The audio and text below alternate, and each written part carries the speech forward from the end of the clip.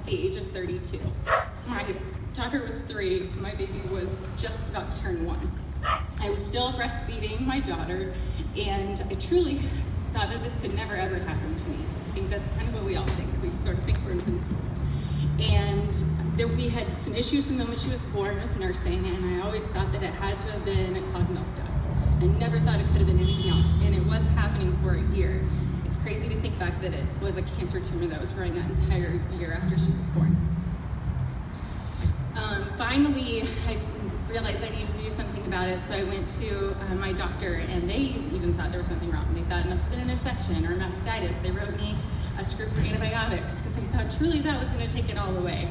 And then they did say, let's just go ahead and do an ultrasound. And so they wrote me a prescription for an ultrasound. I came home and literally put it under a box because I thought, there's just no way there's anything wrong. There's just no way. I'm fine. I've got little girls. I'm busy. My life is busy. Put it under a box, and a month later I started noticing tenderness and inflammation in my armpit and redness. Then I knew, okay, something's going on. I really need to go figure this out. So I went in to get the ultrasound, and from that moment on, everything just went downhill. Everything became a blur. Everything was a whirlwind. My OB/GYN called me and she said, Lauren, I just want you to let you know I'm 95% sure this is a malignant tumor, and you need to prepare for the battle that's ahead.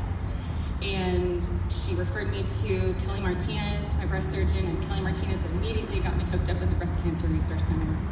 At the Breast Cancer Resource Center, they helped get me all geared up for treatment. They got me hats, and I got some shirts, and I got a port pillow, and I got put together from a patient navigator, Elaine. She calls me every few weeks to check on me, asking how I am emotionally, physically, asking how my family is.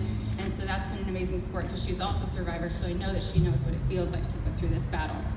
I went through 5 months of chemo infusions last summer, and then I had a unilateral mastectomy last November.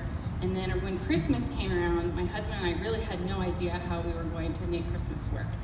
We wanted it to be really special for our daughters, but I had to quit my job, and the financial toll of cancer and treatment and medicine is incredible, and we were really worried about it. I got a call from Elaine one day, and Elaine said, Lauren, I found a business who wants to sponsor you for Christmas. I broke down in tears. I just could not even believe it. And they literally wanted our entire list, everything.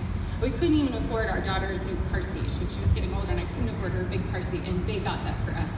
And it gave us one day where our family was able to forget about cancer and just be together and just enjoy each other, and it was truly incredible. We wouldn't have been able to have that without the Breast Cancer Resource Center.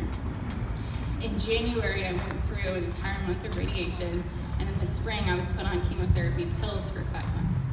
And then one thing that I loved learning about in that year was that Breast Cancer Center has luncheons. They have monthly luncheons where the support group comes together of survivors, and you can talk to each other and learn about the story and just feel bonded, because one of the biggest things about being a survivor in breast cancer is that you feel it can be very lonely. And a lot of times it feels like people fall away. And having those luncheons really helps you develop those relationships. And it was wonderful for me to see women and moms who were thriving and happy and just really, really excited and good. Their lives were going well, and it gave me hope. In June, I became part of Art Bra, which is an amazing event for Breast Cancer Resource Center. I was a model, and it was incredible.